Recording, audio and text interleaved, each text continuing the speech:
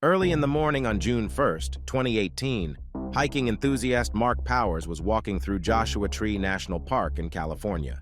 While strolling through a remote section of the park near one of the main roads, he couldn't help but notice a large flock of birds surrounding something on the ground.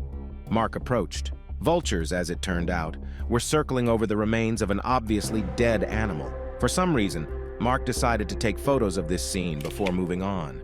He forgot about the incident until the following day when he began telling his wife about the walk and showed her the photographs. As she was examining the pictures, her expression suddenly changed. She stated that they needed to call the police. Women's intuition didn't fail her, but the spouses couldn't have guessed that their call would kick off an extraordinary investigation, unraveling a tangled web of jealousy, rage, addiction, secrets, and lies. The Rangers received a description of the place where Mark Powers saw the vultures and headed there. Upon arriving, they immediately realized that something unusual was happening. Besides the vultures, the Rangers spotted a coyote roaming around the park in broad daylight. 5 meters from the road, they noticed a shallow grave. Animals had already reached it, but the Rangers understood that in front of them lay the remains of a middle-aged man, the upper part of his body. He had been lying there for at least several days. During this time, animals had reached the lower part of the body, which Mark Powers had seen and photographed. Realizing that natural death was out of the question, the Rangers called the sheriff's deputies to investigate the crime. They immediately realized that the victim had been buried hastily in a shallow grave, but had been killed elsewhere. Despite the decomposition of the body, it was evident that he had suffered multiple traumas, and there would have been a lot of blood at the crime scene. But there was none. In fact, there were no clues at all. The only thing that stood out was the careless burial of the man. The grave was half a meter deep and wide. If the killer had dug a larger hole, it would have taken much longer to find the body. Moreover, the grave was located near one of the main roads in the park. This indicated to the detectives that whoever killed the man was in a hurry and nervous. The remains found in the park were sent to the coroner's office for an autopsy, which confirmed the obvious. The man had been murdered. He had suffered multiple blows to the head with a blunt object. The strikes were very forceful, and the murder displayed excessive cruelty and rage from the attacker. Despite the body having been in the park for quite some time and having been reached by animals and birds, the coroner managed to obtain the victim's fingerprint. Thanks to this and a match in the Department of Motor Vehicles records 2 days later, detectives established the victim's identity. He was identified as 54-year-old Henry Allen Stange. Henry lived in Murrieta, just 30 miles away, but the killer had attempted to dispose of the body 100 miles from the scene. Now, the investigation was in the hands of the city police. Sheriff's deputies went to Henry's home but found it empty and all doors locked. They had to force entry through the front door to get inside. Initially, they didn't see anything unusual, like signs of forced entry, struggle, or robbery. They noted some minor disorder, but it appeared as if Henry had stepped out for just a minute. However, their sense of well-being changed when officers entered the garage. There, a truly horrifying scene unfolded before their eyes. Dried blood was everywhere. Blood splatters adorned items that Henry kept in the garage and stained the concrete floor. At the back wall of the garage, there was even a drying pool of blood. There would have been more blood if someone hadn't attempted to clean up, indicated by a pile of towels and the lingering smell of bleach in the air. As later confirmed, all the blood belonged to Henry. This led to the conclusion that the attack indeed took place in the garage, and he was taken to Joshua Tree Park afterward. Henry was beaten with something heavy. Presumably, he was assaulted with his own sports barbell. He tried to resist but fell. However, the killer didn't stop. Instead, they relentlessly continued to attack the victim. Detectives noticed a set of wires previously connected to surveillance cameras, but the cameras themselves were missing. This meant that whoever broke into the man's home knew about the cameras and their locations. After all, the attempts to clean the blood and the disposal in the park clearly indicated haste. So if the killer didn't know about the cameras, they would have surely missed them. However, despite the perpetrator's hurry, there were no traces of their presence in the garage. No fingerprints, DNA, their own blood, shoe prints, or any other physical evidence. So, the detectives understood where and how Henry was killed, but why and who could be in such a rage to be so cruel? To understand this, they needed to examine Henry's life and immediate surroundings. Family and friends hadn't seen him for about 2 weeks. Henry's mother mentioned she had tried to contact her son for several days and grew increasingly worried when he didn't respond. However, she could never have imagined anything like this. Henry's sisters were also distressed. All members of Henry's family were very close, and their grief was evident and sincere. They described Henry as someone who was always ready to help, cared for his sisters, and was a very kind person. He was also multifaceted, passionate about music, enjoyed working with electronics, and loved spending time in nature. He adored camping, hiking, and animals. However, his life had changed significantly a few years back.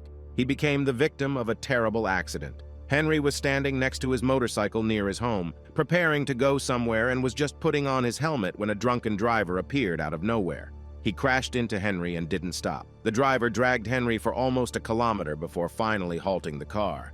Henry was saved only because he managed to grab onto the bumper, but the incident severely affected his leg. Henry suffered from chronic pain now. To alleviate his condition, he was prescribed strong painkillers. Henry didn't like taking them, didn't like the person he became under their influence, but otherwise, the pain was unbearable. As his dependence on the medication grew, it began to impact all aspects of his life. His marriage suffered, and he couldn't hold on to his job, spending more time indulging in his favorite hobbies. Henry had a keen interest in electronics, particularly dedicating a lot of time to amateur radio.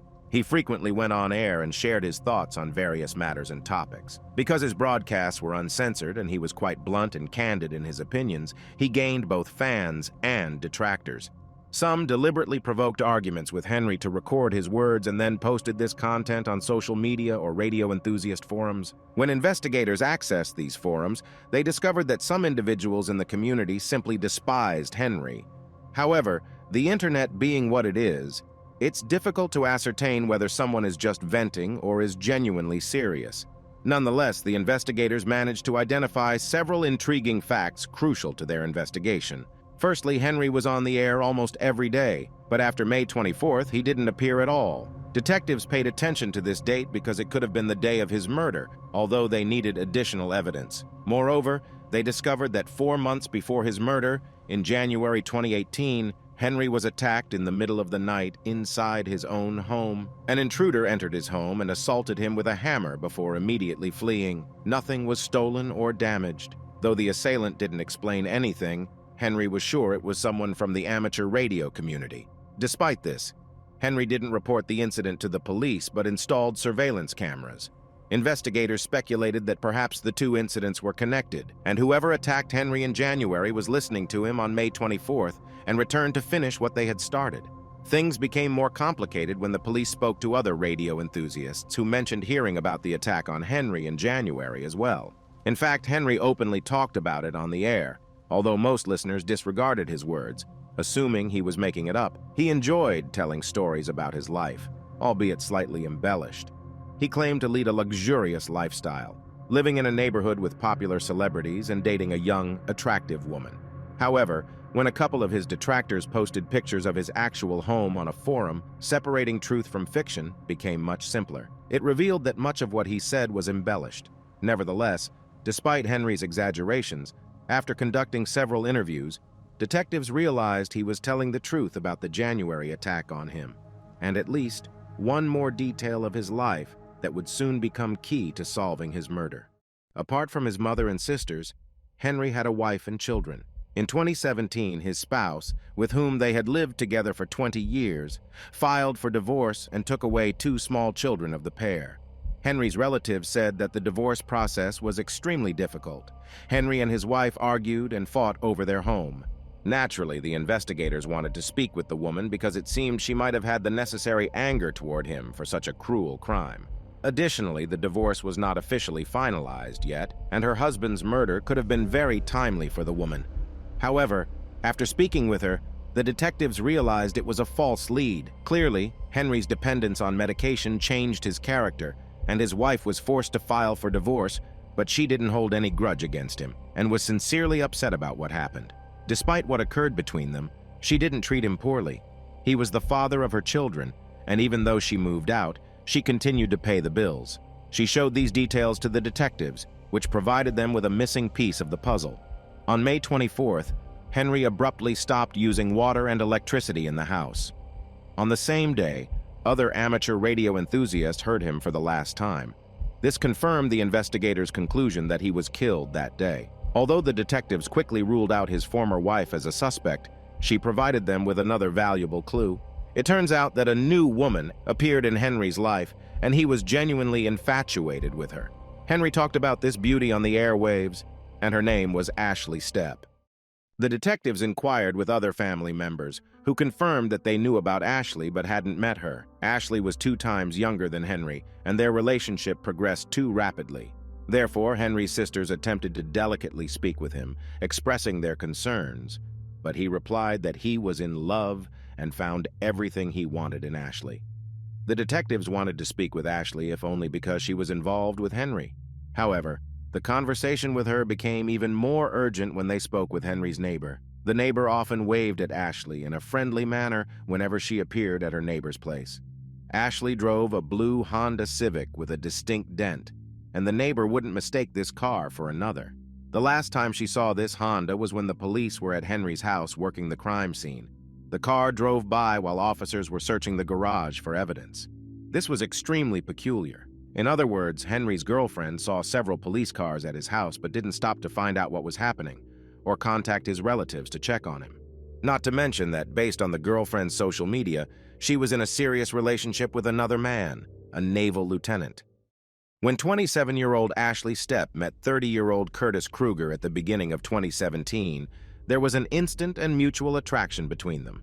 At that time, Curtis was a senior lieutenant in the Navy, and Ashley was a college student who worked part-time at a restaurant. She worked alongside Curtis's cousin, Angelina, who asked her to feed and walk her dog while she and her family went on vacation. Curtis could stay at Angelina's house on weekends, and when they met Ashley, they immediately liked each other. The young couple began dating, and their relationship progressed rapidly. During weekends when Curtis was not at the base, they spent as much time together as possible. They often went camping in the desert and introduced each other to their families. Additionally, Ashley frequently attended events on the military base held for close military families. Over time, the young couple even discussed marriage. Curtis was so taken with Ashley that he wrote in his phone diary, "She seems perfect." However, despite his fascination with her, Curtis couldn't shake the feeling that there was much he didn't know about her. He began to notice that he couldn't reach her too often. At the same time, she couldn't explain where she disappeared to. Things escalated further. She was actively texting someone else, canceling meetings at the last minute. Deciding that he needed to find out what was going on, Curtis devised a plan. When the girl had a bit too much to drink and fell asleep in the car in the middle of the desert near Curtis's base, he convinced her to share with him the necessary data to track her phone's location. From that moment on, Curtis tracked Ashley's location, and he no longer doubted that she was lying to him. Suspecting that all three, Henry, Ashley, and Curtis, might have been involved in some kind of romantic triangle, the police examined the phone records of Ashley and Curtis and found out that on May 24th, the day of Henry's presumed murder, both had been near the victim's house. Of course, the police were very eager to question the young individuals, but it was evident that they would demand a lawyer and the interrogation would end there. So the detectives resorted to a trick. They approached Ashley's brother, Kevin, who happened to live conveniently across from the police station. But prior to that, they wiretapped the phones of Curtis and Ashley.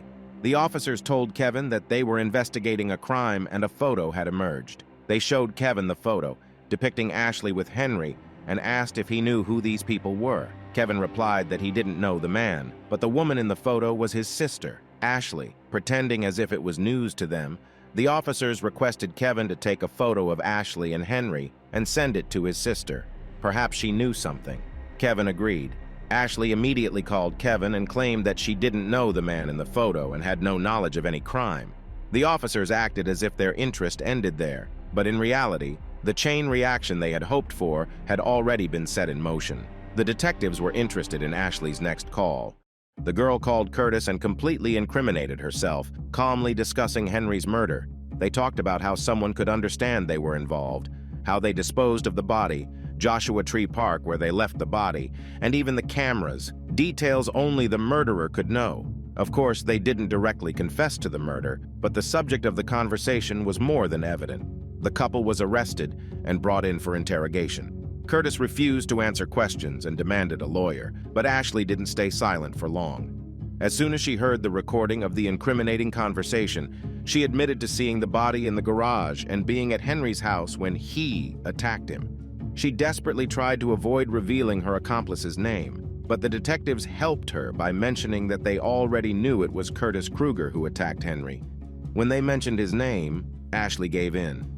She confessed that she had been involved with both men. Curtis found out about it and showed up at Henry's house on May 24th when Ashley was there. In a fit of rage, Curtis killed his rival, and afterward, Ashley helped him clean up the house, suggested removing the security cameras, and helped bury the body in the park. Curtis, of course, wasn't going to confirm or deny the girl's words, but the police were no longer concerned about that. They were confident that the case would now be handled by the district attorney's office. Their surprise was profound when the prosecutors deemed the evidence insufficient, the investigation incomplete, and they decided not to press charges against Curtis and Ashley. It was a significant blow to the investigators, but they had to release the couple. It seemed like a failure in the investigation until, unexpectedly, representatives from the U.S. Navy Criminal Investigative Service intervened just in time. As Curtis was in the military, they declared that if the district attorney didn't press charges against him, they would. Curtis was arrested again and placed under military arrest. Fortune favored the investigation when a girl called the Criminal Investigation Service, providing the final piece of the puzzle they needed to unravel this web of lies and secrets. She called Curtis and told him about a horrific act he confessed to several months before Henry's murder, an assault on a person using a hammer, which she now suspected to be Henry. Her call shed new light on the attack at Henry's home. Henry thought he was attacked because of his hobbies and bold statements on the airwaves, never imagining it was because of his girlfriend. The police went back to Ashley to get her comment on this information. This time, she didn't even try to remain silent, though she could have simply refused to speak to the police and invoked her right to an attorney. But for some reason, she decided to confess immediately. As it turned out, on January 22nd, Curtis used her phone's location data to track her to a gas station near Henry's home. He demanded explanations, and she admitted being with another man. Curtis became furious and demanded she show him where the man lived. When they arrived, he ordered her to stay in the car, took a hammer, and entered the house. He stormed in, attacked Henry, and fled. Curtis believed he had killed Henry, but when Ashley visited him the next day, he was in terrible shape, but alive. Despite what happened, Ashley continued seeing both men. Curtis understood this and thus knew where to go on May 24th when he attacked Henry again. Ashley told the investigators where Curtis had disposed of the hammer, in the desert near an abandoned trailer they used for camping. Fortunately for the police, it was still there. The hammer was severely bent, showing the intensity of Curtis's rage. The police had enough evidence to persuade the district attorney's office to press charges against the accomplices and move the case to court. However, investigators had only uncovered part of the story. Despite Ashley telling the police about her conversation with Curtis at the gas station in January, she didn't confess to her boyfriend that she was cheating on him. She claimed she was addicted to medication. When she was 23, she suffered a severe hip injury and was prescribed powerful medication. Although the pain dissipated, the dependency remained, costing her $600 a day. Ashley told Curtis that she had been taking pills from Henry for a few months. He agreed to share them because he had enough due to his foot problems. To keep their intimate connection a secret, she falsely accused Henry of assaulting her. Did she really think her military boyfriend would let this go? Naturally, he flew into a rage. Only later, when he discovered that she continued seeing Henry, did he realize she had lied. The police uncovered all this when they obtained a warrant to search Curtis's phone and other devices, where he had been making diary entries for months. He began questioning whether Ashley was telling him the truth. On May 24th, Ashley was supposed to come to his base for a family golf event. When she didn't show up, Curtis became suspicious. He tracked her phone and discovered it was at her parents' home, but her parents were out of town. By this time, Ashley knew her boyfriend was tracking her, so she hid her phone in a flower pot in her parents' house to cover her tracks and went to Henry's place. But Curtis guessed her move, asked his superior for an evening pass, and went to Henry's house. Their argument quickly turned into a fight. Understandably, Curtis, being physically stronger than the disabled man with a bad foot, didn't stop even when Henry fell to the floor. However, According to investigators, Henry was alive when they put him in the car and drove him into the desert. Curtis Kruger appeared before the court in August 2020. The prosecution claimed that he saw Henry as a rival, and the emerging love triangle pushed him to commit the crime. The defense, on the other hand, insisted that Ashley's double life drew both men into a deadly situation. The jury apparently decided the truth lay somewhere in between. Curtis killed Henry, but it wasn't planned when he went to his house on May 24th. Curtis was found guilty of assaulting the man in January and murder in May. He was sentenced to 3 years for the hammer assault and from 15 years to life for second-degree murder. As investigators believed Henry was alive when the couple took him from his home, Ashley was initially accused of kidnapping, a serious crime in the USA. But later, a deal was offered to her that sparked much debate. She pleaded guilty to aiding and abetting and was sentenced to 10 months in prison, 3 years on probation, and treatment for addiction at a specialized center. However, she violated some basic rules while in this center, so she was briefly sent back to prison. It's remarkable. She was fortunate with the deal, but she couldn't endure a little and follow the rules while trying to help her recover from addiction. Of course, she's already free anyway, despite the opinion of many, including Henry's family, that she's guilty of something more than just aiding and abetting. Yes, she was in the bedroom when Curtis attacked Henry in the garage on May 24th, but she knew who assaulted Henry with a hammer in January and didn't warn him. After the murder, she didn't call the police, helped clean up the blood, suggested Curtis take the cameras, and of course, took Henry's medications. Henry thought he found everything he wanted to see in Ashley. Curtis was sure she was perfect for him. But what about Ashley herself? In this case, it's hard to understand where the whole truth lies, especially concerning Ashley. Either she only needed medications from Henry, or their relationship was sincere. She spoke of both. She had a lover long ago whom no man in her life could compete with. Her dependence on medications. Everything in this story depended on something they couldn't control. Unfortunately, 2 of them depended on a person who ultimately destroyed them. A girl with complete lack of empathy for the men who loved her, just floating in pursuit of the next pleasure, paradoxically found herself winning. She incredibly lucked out not to receive a longer sentence, but she simply shrugged it off, barely looking back and assessing the horror it led to. 1 dead, 2 in prison, and Ashley might not have even finished her goal of destruction. Like a drunk driver dragging Henry along the road for a whole kilometer, not stopping in time. Ashley didn't stop even when it was clear her double life couldn't end well.